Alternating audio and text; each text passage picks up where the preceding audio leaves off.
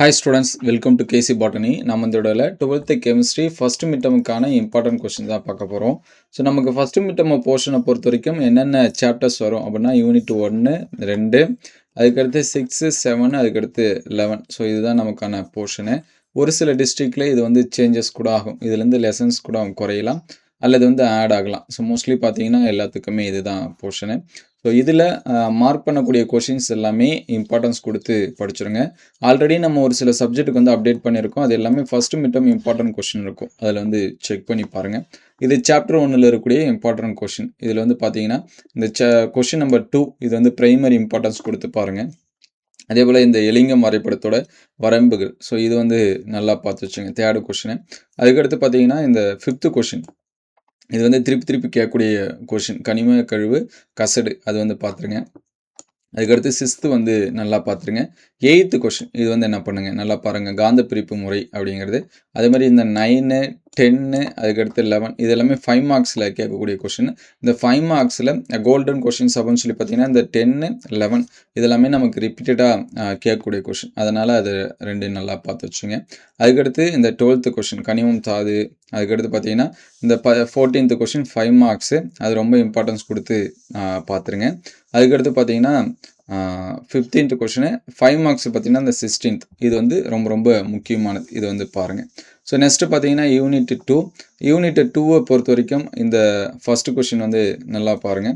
அதே போல் போராக்ஸோட யூசஸ் இது வந்து திருப்பி கேட்குறது. அதே மாதிரி அமிலத்தின் பயன்கள். ஸோ நமக்கு எந்த சப்ஜெக்டாக இருந்தாலும் சரி இந்த பயன்கள் பண்புகள் இந்த மாதிரி வரக்கூடிய கொஷினை அது வந்து நான் ரொம்ப இம்பார்ட்டன்ஸ் கொடுத்து பாருங்கள். அதே மாதிரி இந்த 4th கொஷினு இது எல்லாமே ரொம்ப முக்கியம்.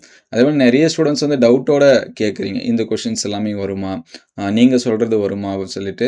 ஸோ 100% சொல்கிறேன், இது எல்லாமே கண்டிப்பாக எக்ஸாம்ஸ்க்கு வந்து வரும். ஸோ கவலைப்படாமல் படிங்க. இது எல்லாமே கெமிஸ்ட்ரி ஸ்டாஃப்ட்ட எக்ஸ்பீரியன்ஸ் ஸ்டாஃப்ட்ட கேட்டு அவங்க கொடுத்த கொஷின்ஸ் தான் நம்ம உங்களுக்கு வந்து என்ன பண்ணிகிட்ருக்கோம் அப்படின்னா ஷேர் பண்ணிகிட்ருக்கோம். அதனால் வரும் வராது அந்த டவுட்டே தேவையில்லை.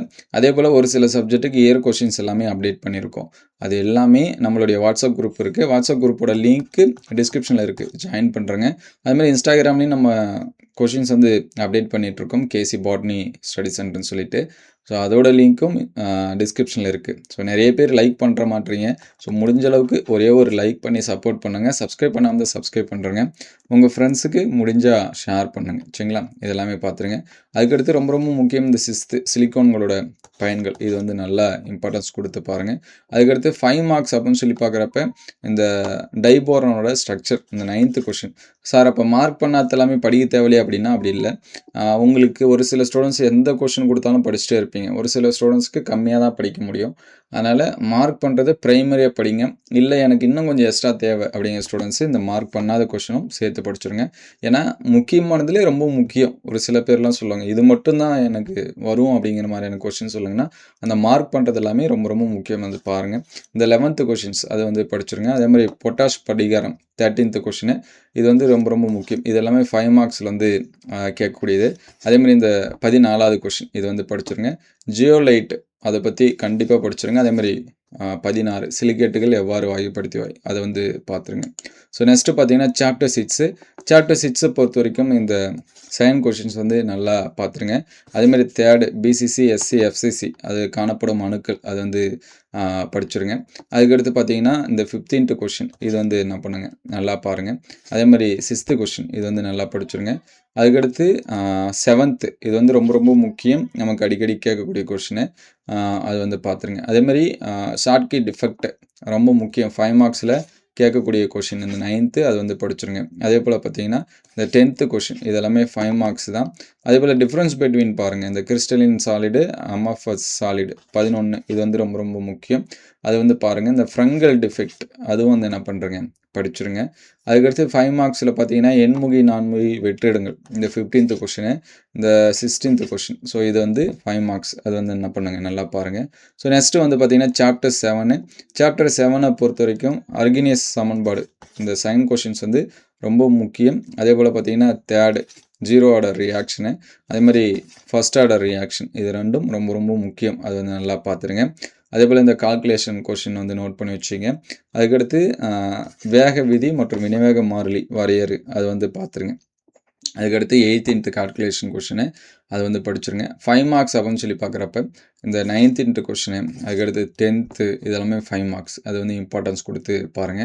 நெக்ஸ்ட் வீடியோல மோஸ்ட் இம்பார்ட்டன்ட் 5 மார்க்ஸ் அது மட்டுமே நம்ம வந்து அடுத்தடுத்து என்ன பண்ணுவோம் அப்படின்னா, அப்டேட் பண்ணுவோம். அதேபோல் இந்த 14வது கொஸ்டின், அது வந்து கால்குலேஷன் கொஸ்டினு, அது வந்து நோட் பண்ணி வச்சுக்கங்க. அதேபோல் 15 இது வந்து என்ன பண்ணுங்க, நல்லா நோட் பண்ணிங்க. ஸோ நெக்ஸ்ட்டு பார்த்தீங்க அப்படின்னா 11th லெசனு. 11th பொறுத்தவரைக்கும் இந்த ஃபர்ஸ்ட் கொஸ்டின் ஃபினால், ஆல்கஹால் வேறுபாடு. அதுக்கடுத்து பார்த்தீங்கன்னா கிளிசராலோட பயன்கள் அது வந்து நல்லா பாருங்க. அதுக்கடுத்து டைஎத்திரி இதரோட பயன்கள் 6th அது வந்து நல்லா படிச்சிருங்க. அதுக்கடுத்து இந்த 7th கொஸ்டினு இந்த ஓரினிய, ஈரினிய, மூவின ஆல்கஹாலை வேறுபடுத்துக அது வந்து நல்லா பாருங்க.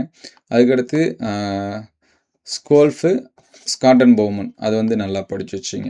ஸோ இந்த கொஷின்ஸ் எல்லாமே ரொம்ப ரொம்ப முக்கியத்துவம் கொடுத்து பாருங்க. அதேபோல் இந்த 15th கொஷினு, 16th ஸோ இதெல்லாமே ரொம்ப ரொம்ப முக்கியம். இதோட பிடிஎஃப் எல்லாமே நம்மளுடைய வாட்ஸ்அப் குரூப் வந்து ஷேர் பண்ணுறோம்.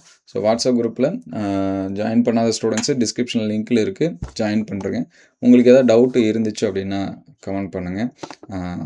மறக்காமல் ஒரு லைக் பண்ணுறேங்க. Thank you all.